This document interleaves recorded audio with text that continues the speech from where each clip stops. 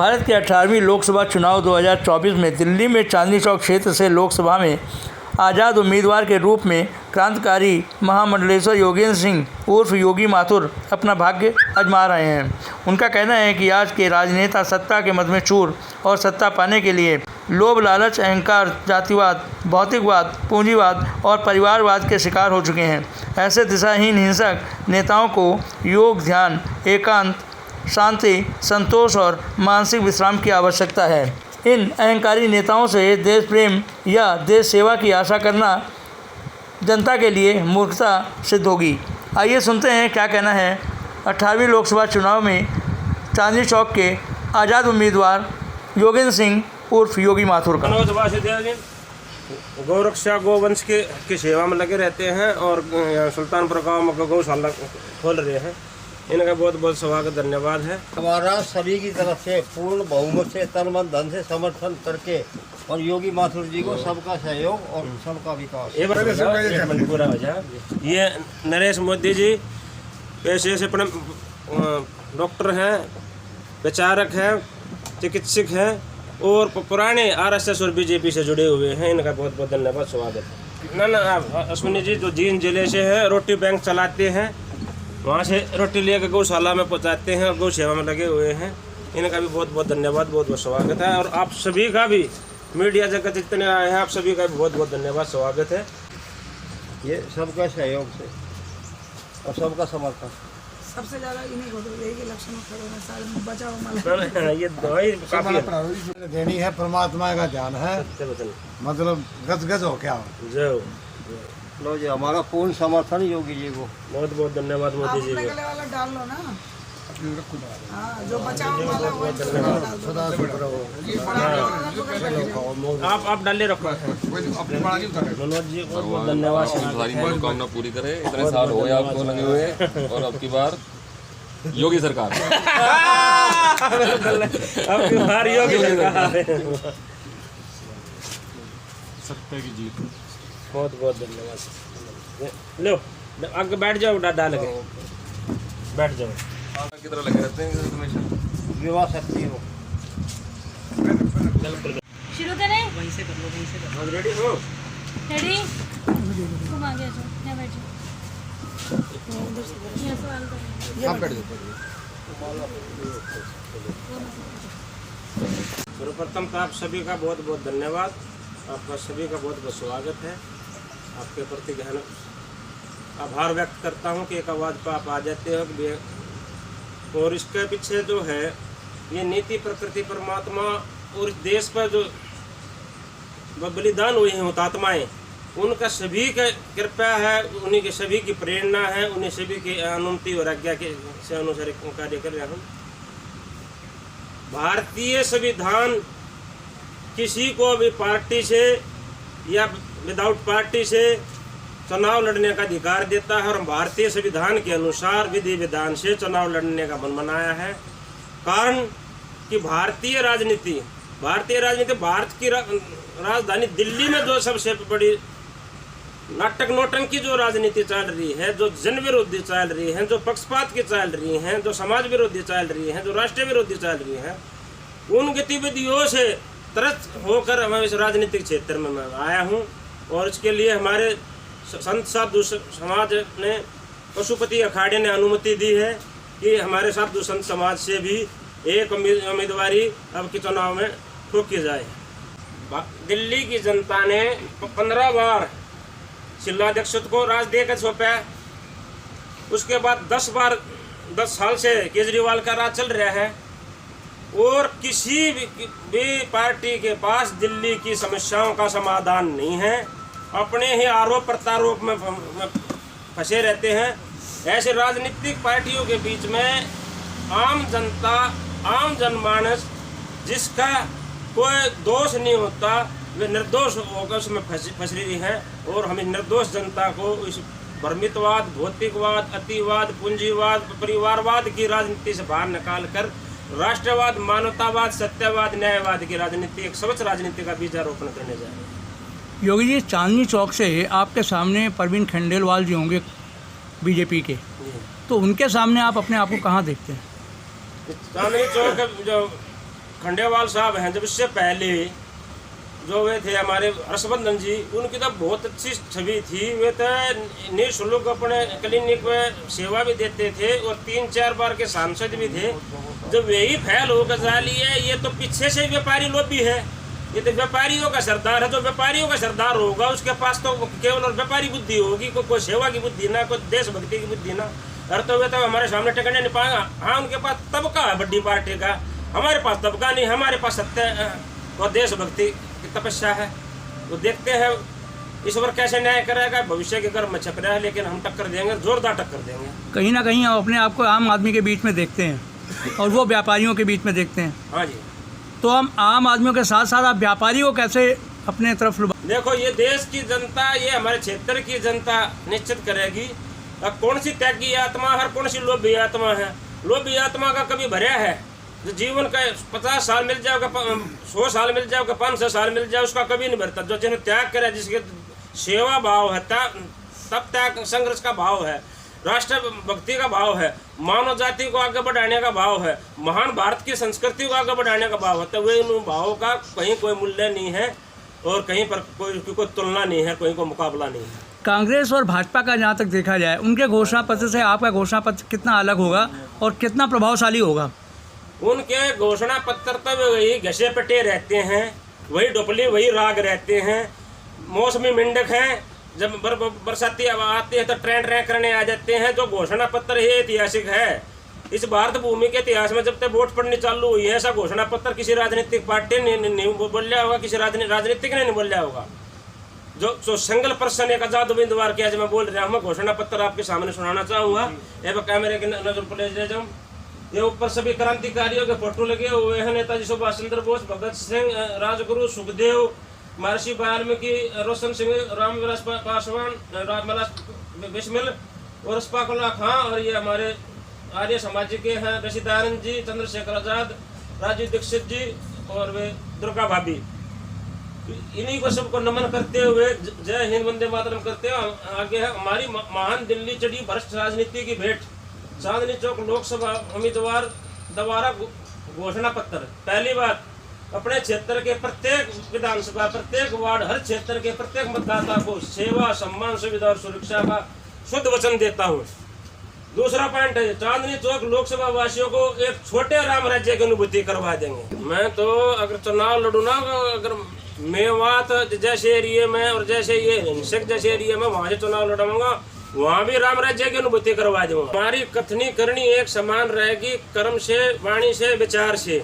अगर किसी राजनीतिक के अगर कथनी करनी एक समान रहती हो तो बताओ। दूसरी बात, ये राजनीतिक होते हैं, ये नेता नहीं है, सेवक के रूप में चुने जाते हैं, जनता के प्रतिनिधि। लेकिन ये मल्लिक बन के बैठ जाते हैं, हमारे अंदर वो को भाव विचार नहीं है। हम झुक कर और अगले आदर भाव से अगले का मान सम्मान करेंगे, अगले का कार्य करेंगे, तो उसको राम राज्य की अनुभूति होगी कि ना। मेरी सुनी, एक आम आदमी की सुनी, एक आम नागरिक की सुनी। जब जहाँ सुनवाई हो जाए वहीं राम राज्य की बात होती है, जहाँ न्याय मिल जाता है वहीं राम राज्य की बात होती है। हाँ, ये हमारे जो भारतीय इकोनॉमी है, इस पर कोई फर्क नहीं पड़ेगा।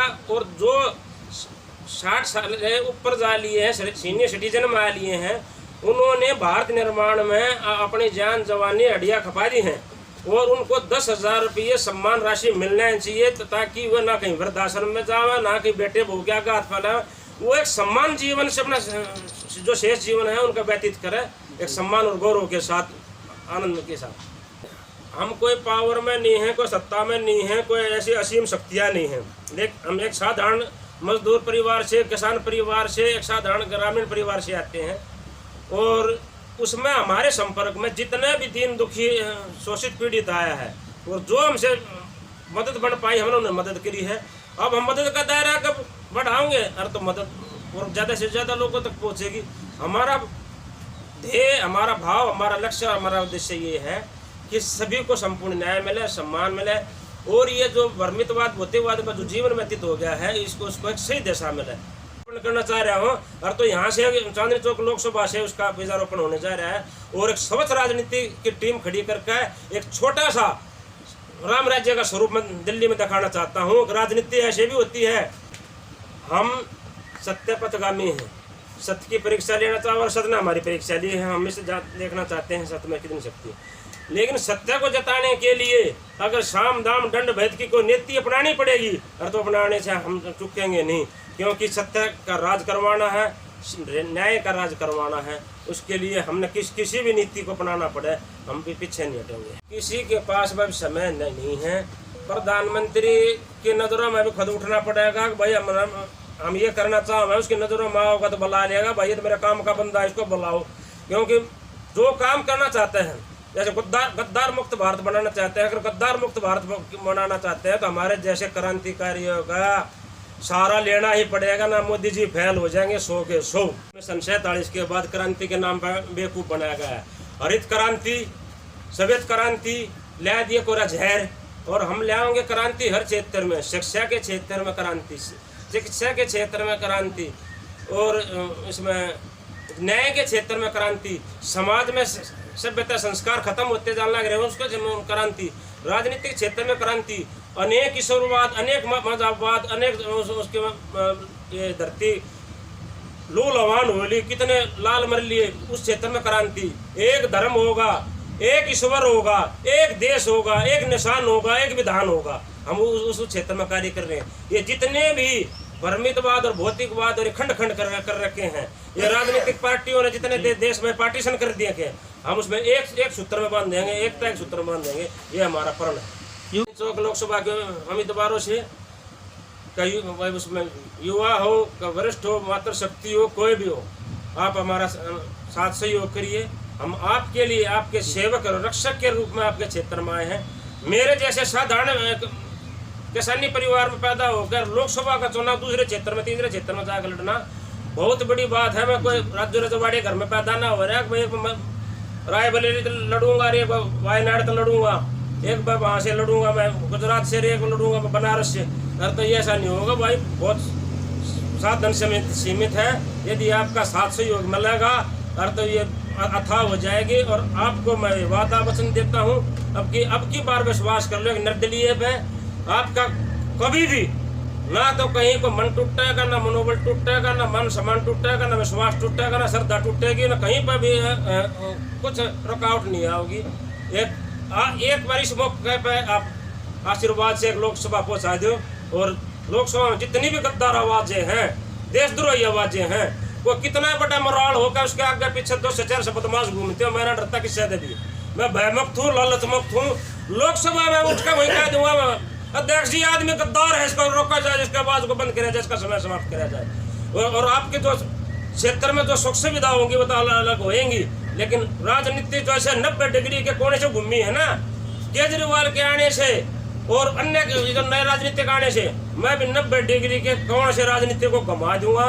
और एक देशद्रोही को राज्यसभा में बैठे हो, लोकसभा में बैठे हो, और कभी विधानसभा में बैठे हो, एक को चिन्हित करके उसके चेहरे से ऐसे नक्का बटा दूंगा, जनता के सामने नंगा कर दूँ। देश के लिए कुछ करना चाहते हैं तो बदलाव परिवर्तन का दौर है, और उसमें अपनी भूमिका एक निस्वार्थ भाव से हमने। आपका पूरा नाम क्या है? मेरा नाम योगी योगेंद्र सिंह माथुर हुआ, धाम गाँव क्रांति धाम, गाँव कराड़ा, दिल्ली के 80 भारतवासी। योगी जी, आपने चांदनी चौक लोकसभा प्रत्याशी के रूप में आपने नॉमिनेशन किया है अपना, आपका क्या कारोबार रहेगा, आप कैसे कैंपेनिंग करेंगे? कोई ईश्वरीय चमत्कार होगा जहाँ चांदनी चौक लोकसभा के मतदाताओं के कानों तक, उनकी अंतरात्मा तक मेरी अंतरात्मा की आवाज़ पहुंचेगी, और वे उठेंगे। वो वोट बैंक भी उठेगा घर से, जो कभी घर से निकलता है नहीं, और वो भी हमारे हक में वोट डालेगा। ये मेरी अंतरात्मा, मेरा आत्मविश्वास बोल रहा है। योगी जी, कहीं ना कहीं बीजेपी के उम्मीदवार जो प्रवीण खंडेलवाल हैं, प्रवीण खंडेलवाल के सामने कहीं ना कहीं आपको चुनौतीपूर्ण सामना करना पड़ेगा। तो उस चुनौती के लिए एक आम जनता रहेगी और एक व्यापारिक मंडल रहेगा, और वो एक व्यापारी आदमी है। तो व्यापारी और आम जनता के बीच में आप क्या प्रकट करेंगे? अंदर खाते तो बीजेपी के भी गरे खड़े चल रहे हैं, और अन्य पार्टियों में चल रहे हैं। जब हर्षवर्धन जैसे वरिष्ठ नेता की टिकट काट दे हैं, व्यापारी लोग भी वो टिकट दे देते हैं, और तो उनकी मानसिकता पड़ी जा सकती है। उन्हें तो सिर्फ मालदार कैंडिडेट चाहिए, जो पार्टी फंड में मोटी रकम दे देवे और उसी को टिकट पकड़ा देते हैं। जनता के बीच में चाहे वो कुछ हैसियत रखता हो, जाता हो, कोई पहचान हो नहीं हो, कोई सेवा भाव हो नहीं हो, कोई लेना देना नहीं है। वो उसमें पार्टी फंड में मोटी रकम जमा करवा दो और टिकट बकती हैं। किसी का रेट 2 करोड़ है, किसी का 4 करोड़ है, किसी का 6 करोड़ है। तो मंडी लग रही है, जैसे MLA की मंडी लग रही थी वैसे ट्रैक्टर की मंडी लगा है। ये तो सारा बाजारवाद बना रखा है देश का। तो कहीं ना कहीं देखने में आता है कि आम जनता के बीच में आप अपने मुद्दों को लेके जाएंगे। आपके मुद्दे क्या क्या रहेंगे उसके बीच में? मेरे मुद्दे आम साधारण नागरिक से लेकर मातृभूमि को संपूर्ण न्याय, सम्मानपूर्ण न्याय दिलाने का है। ये न्याय के नाम पर नौटंकी है, स्वतंत्रता के नाम पर नौटंकी है और हक अधिकार जो की बात है उन पर नौटंकी है। इनके जनता के मुंह के उठा कर लगा दे हैं, सूखा दूध और सारी मलाई ने खान ला गिरे हैं। ये देश ने कर्जे में डबोल ला गिरे हैं। अरे मेन मुद्दा आपका क्या रहेगा? मेन मुद्दा आपका क्या रहेगा? मेन मुद्दा यही रहेगा, एक भी गद्दार को लोकसभा में बोलने नहीं दूंगा। क्षेत्र में जो सेवा में एज एक सांसद के रूप में जो सेवा का दायरा होगा, सुविधा का दायरा होगा, वो तो करूँगा, लेकिन लोकसभा को गद्दार मुक्त करवा दूंगा। कि गद्दार बैठेगा तो किसी कोने में बैठेगा सब साफ, पीठ पैठ किसी ने बैठा दिया करे ना, खोटे कर्म करे उड़ाने, उस तरीके से गद्दार कोने में बैठा पाओगा। ये मेरा वादा है, वचन है, सौगंध है, संकल्प है। चांदनी चौक की लोकसभा की आम जनता को आप क्या कहना चाहेंगे? आपको वोट देने के लिए आप क्या कहना चाहेंगे? चांदनी चौक की जनता यही कहना चाहूँगा, आपने बार देख लिया है बीजेपी, कांग्रेस, आप और व्यापारी, गैर व्यापारी, डॉक्टर, शाक्टर, मास्टर, इंस्पेक्टर सारे मिल के देख लिए। एक ही किसान ने, साधु संत ने और देख लो। आपका ये सेवक और रक्षक आपके बीच आना चाहता है, इस आशीर्वाद दे दो। आप एक नया इतिहास रच दोगे। इससे ज़्यादा और क्या कह सकता हूँ।